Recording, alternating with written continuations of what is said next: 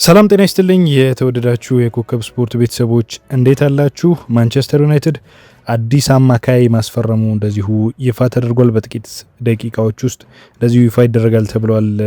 አዲሱ ፈራሚ ማን ነው የሚሉትን ጉዳዮች እናነሳለን። ባለፉት ጊዜያት ሊያስፈርማቸው የሞከሩት እንደ ኤደርሰን የመሳሰሉ እነ ፈርናንዴዝ የመሳሰሉ አማካዮች እንደነበሩ ይታወቃል ማንቸስተር ዩናይትድ። ይሁንና አሁን የፕሪሚየር ሊግ አማካይ ለማስፈረም እንደዚሁ ከስምምነት መድረሱ ተነግሯል። ይህንን ጉዳይ እናነሳለን። ማንቸስተር ዩናይትድ በክረምቱ የተጫዋቾች የዝውውር መስኮት እንግዲህ ኤደርሰንን ከአታላንታ ለማዘዋወር ከጫፍ ደርሶ እንደነበር ይታወቃል። የኋላ ኋላ ይህንን ተጫዋች ለማስፈረም በሚደረገው ጥረት ላይ ሳይሳካለት ቀርቷል። የሜዲካል ኢሹዎች እንደነበሩበት እናውቃለን።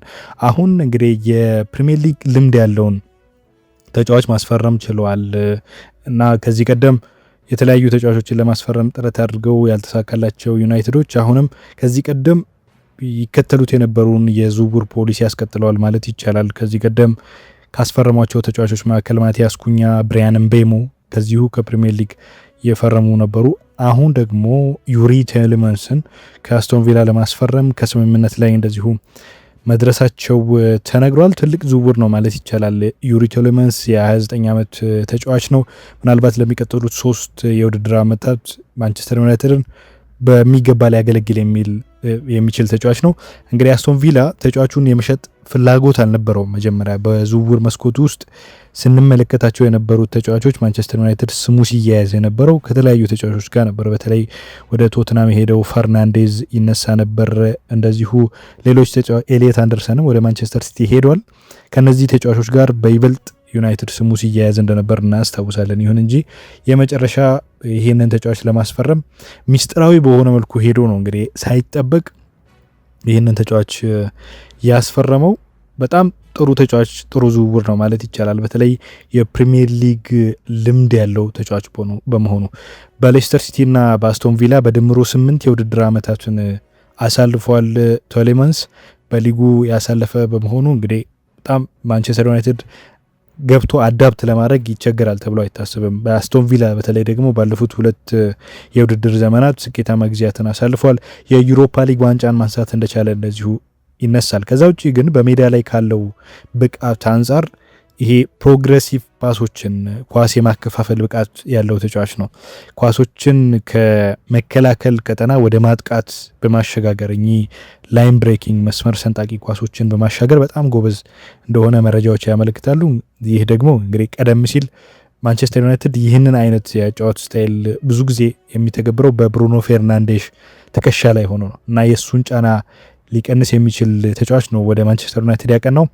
ከኳስ ውጭም ቢሆን እንግዲህ ተከላካዮችን በማገዝና የአማካይ ክፍሉን በማገዝ አንጻር ያለው ሚና በጣም ትልቅ ነው እና ለማንቸስተር ዩናይትድ ትልቅ ዝውውር ነው ማለት ይቻላል። ዩሪ ቴሌማንስ 29 ዓመት ነው እንግዲህ እስከ 28 ድረስ ኮንትራት ነበረው በዛ። ይሁን እንጂ የውል ማፍረሻውን ከፍሎ 35 ሚሊዮን ፓውንድ ማንቸስተር ዩናይትድ ይህንን ተጫዋች የግሉ ለማድረግ እንዲሁ የመጨረሻው ምዕራፍ ላይ እንደሆነ ተነግረዋል። አንድሬ ሳንቶስን ከቼልሲ በ48 ሚሊዮን ፓውንድ ቋሚ ክፍያ 2 ሚሊዮን ፓውንድ ያው በቦነስ እየታየ የሚጨመር ማስፈረሙን እናውቃለን። ከዚህ ቀደም ያልተሳካላቸው ተጫዋቾች አሉ። በተለይ ማንቸስተር ዩናይትድ ላይ ያስፈርማቸው የሞከራቸው ግን የኋላ ኋላ ያልተሳካለት ማለት ነው። ይህንን ተጫዋች ግን አሁን የግሉ ለማድረግ እንደዚሁ የመጨረሻው ደረጃ ላይ እንዳለ ማወቅ ተችሏል። አሰልጣኝ ኡናይ ኤምሬ እንግዲህ መሀል ሜዳውን በቴሌማንስ እና በቡባካር ካማራ ይመሩት ነበር። አማዶ ኦናናም አለ በእርግጥ እና ለሳቸው ጥሩ ዜና አይመስልም። አዲሱ ፈራሚ አማዶ ኦናና ቤልጂየም ከአሜሪካ ጋር ባደረገችው የዓለም ዋንጫ ጨዋታ ላይ የጉልበት ጉዳት አጋጥሞት እንደዚሁ ለረዥም ጊዜ ከሜዳ ይርቃል ተብሏል። እንግዲህ ካስሜሮ ክረምቱ የተጫዋቾች የዝውውር መስኮት ከክለቡ ይወጣል። አዲሱ ፈራሚ ኡጋርቴ በዩራጓይ በዓለም ዋንጫ የምድብ ድልድል ጨዋታ ላይ እንደዚሁ ጉዳት አስተናግዶ መውጣቱን እናስታውሳለን እና ምንም እንኳን እንግዲህ ቴሌማንስ 29 ዓመቱ ቢሆንም ዩናይትድ ካጫቸው ተጫዋቾች መካከል የመጀመሪያ ሆኖ መፈረም ችሏል። በሊጉ ያለው የ8 ዓመታት ልምድ እንግዲህ ማንቸስተር ዩናይትድን ውጤታማ ያደርጋል ተብሎ ይጠበቃል። ምክንያቱም የፕሪሚየር ሊግ ልምድ ያላቸውን ተጫዋቾች አምጥቶ እንዴት አዳፕት እንዳደረጉለት ባለፉት ጊዜያት አይተናል። በተለይ ብሪያን ምቤሞ ጥሩ አዳፕት ማድረግ የቻለ ተጫዋች እንደነበር እናስታውሳለን። አስቶን ቪላ እንግዲህ በ2025/26 የውድድር ዘመን ከፕሪሚየር ሊጉ የዋንጫ ፉክክር ውጪ የሆነው አንዱ ቴሌማንስ በጉዳት ከሜዳ በመውጣቱ ነው። ለረጅም ጊዜ ቴሌማንስ እያለ አስቶን ቪላ አፈጻጸሙ በጣም ቆንጆ የሚባል ነበር። እሱ በማይኖርበት ጊዜ አስቶን ቪላ የማሸነፍ ንጻሬ በጣም ይወርዳል። ለምሳሌ አስቶን ቪላ ካደረጋቸው 13 የሊግ ጨዋታዎች 10 ጨዋታዎችን ማሸነፍ ችሎ ነበር እሱ እያለ እና ቴሌማንስ በጉዳት ከሜዳ ከራቀ በኋላ ቪላ በቀጣዮቹ 7 ጨዋታዎች ውስጥ 4 ጨዋታዎችን ተሸንፏል እና ይህንን ደግሞ ያው ለቡድኑ ምን አይነት ወሳኝ በተለይ የመሀል ሜዳ ቁጥጥርን በማጠናከር ረገድ ምን ያህል ወሳኝ ተጫዋች እንደነበር ያሳያል። በፕሪሚየር ሊጉ አማካዮች መካከል እንግዲህ ምርጥ የኳስ ማቀበል ስኬት አለው። ይህ ታክል ሰክሰስ ሬት ካላቸው ተጫዋቾች መካከል አንዱ ነው። ኳስ የማስጣል ማለት ነው።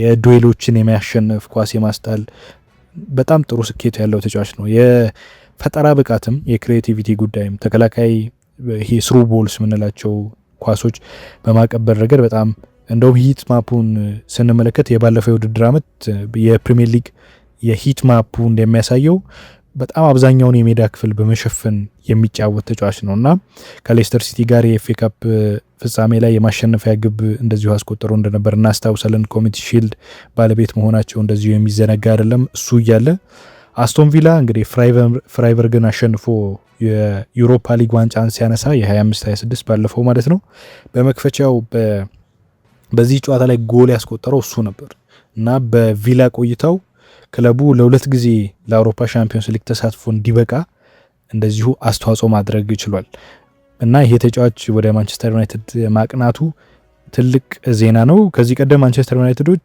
የተለያዩ አማራጮችን ያያሉ። በተለይ ማቴዎስ ፈርናንዴዝን በቶትናም ከተነጠቁ በኋላ ቶናሊ እንደዚሁ ይፈልጉት እንደነበር ይታወቃል።